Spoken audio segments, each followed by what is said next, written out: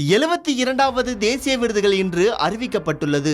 எந்தெந்த திரைப்படங்களுக்கு விருது அளிக்கப்பட்டுள்ளது என்பதையும், எதிர்பார்க்கப்பட்ட திரைப்படங்களில் எவற்றுக்கெல்லாம் விருது வழங்கப்படவில்லை என்பதையும் இந்த செய்தி தொகுப்பில் பார்க்கலாம்.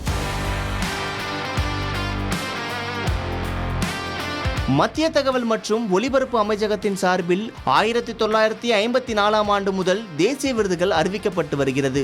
சிறந்த திரைப்படம், சிறந்த இயக்குனர், சிறந்த பொழுதுபோக்கு திரைப்படம், சிறந்த நடிகர், துணை நடிகர் என்று 20க்கும் மேற்பட்ட பிரிவுகளில் விருதுகள் வழங்கப்பட்டு வருகிறது.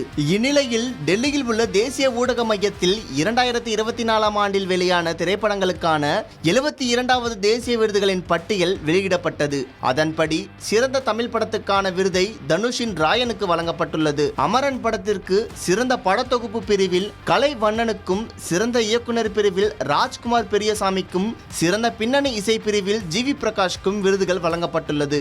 மேலும் மெய்யழகன் படத்திற்காக சிறந்த ஒளிக்கலவைக்கான விருதை சுரேன்ஜியும், மகாராஜா படத்திற்காக சிறந்த துணை நடிகை விருதை சாச்சனா நமிதாஸ் மற்றும் சிறந்த சண்டை பயிற்சியாளர் விருதை அனலரசு ஆகியோரும் பெற்றனர். சிறப்பு பிரிவில் சிறந்த நடிகருக்கான விருது கேப்டன் மில்லர் படத்துக்காக நடிகர் தனுஷுக்கு வழங்கப்பட்டுள்ளது. சிறந்த சமூக அக்கறை கொண்ட படம் என்ற பிரிவிலும் கேப்டன் மில்லர் விருது பெற்றுள்ளது. தமிழ் மொழிக்கு மொத்தமாக 9 விருதுகள் வழங்கப்பட்டுள்ளன.